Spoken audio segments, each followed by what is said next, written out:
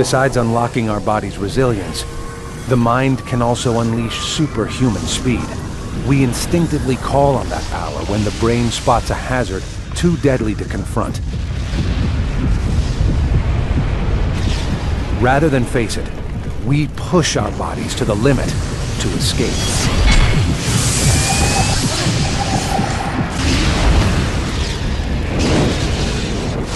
A wildfire blasts through the Southern California hills at terrifying speed.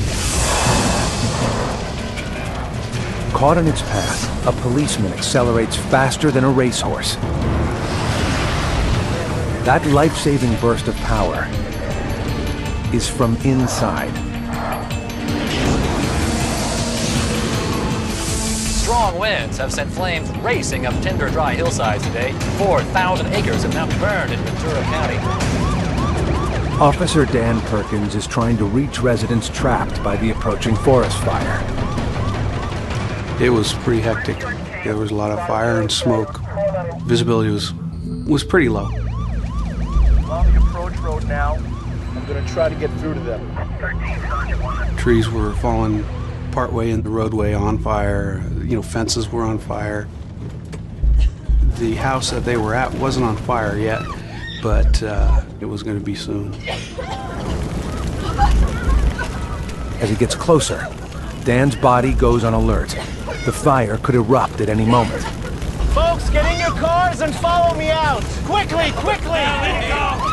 They started to go to their cars, and that's when the firestorm came over. It was, 60, 70 feet above me when it blew over. I thought that was it. I thought that I was going to die.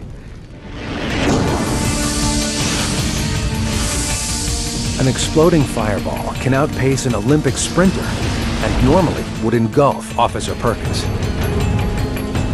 But his heightened state of alert triggers a powerful biochemical reaction.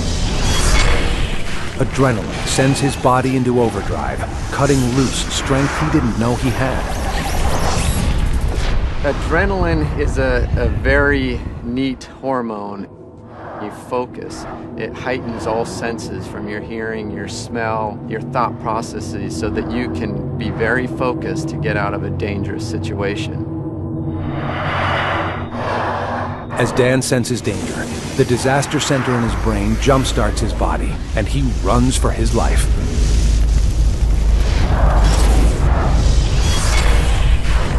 That instant response triggers a series of critical reactions.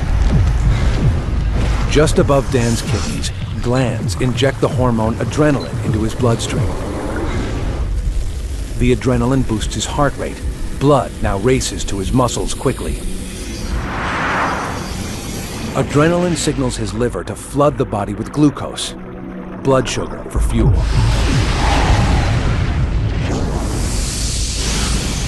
But even that won't save him.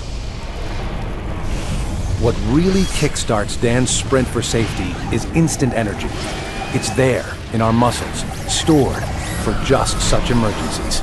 The human body has a great resource in that it stores energy in preparation for emergency situations.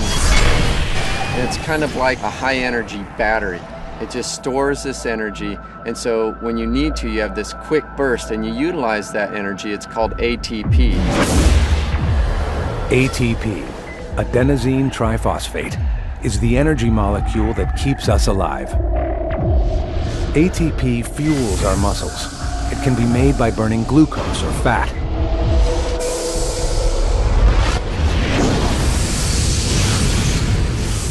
We store an emergency reserve of ATP in our muscles, available for instant action, turbocharging us on demand. For a few seconds, the energy burst turns Dan into a skilled sprinter. The 100-meter sprint, the ultimate test of human speed.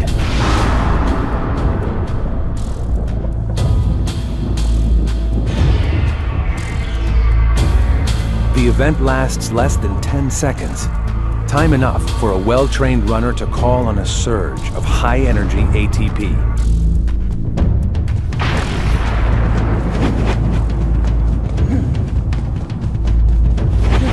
For 4 precious seconds, his body accelerates at the maximum, consuming its emergency ATP supply. Now, peak performance is done. For the last 40 meters, the runner is actually slowing down. Then, with the race over, the body can stop. Dan's ATP battery needs to get him out of danger and to his car, 60 meters away. I didn't even think about what I was going to do, where I was going to go. I just turned and ran. I don't think I've run faster in my life.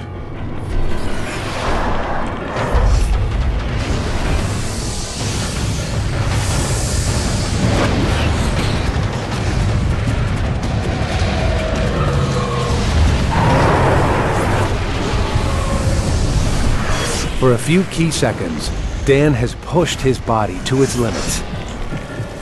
Just long enough to keep him alive. Once I backed out, that's when I realized what just happened. I just shocked, and then I realized I had to go back in. With the firestorm past, Dan returns to rescue the 8 survivors who had huddled in a swimming pool. By saving his own life, Dan Perkins was able to rescue 8 others. He was later decorated for valor.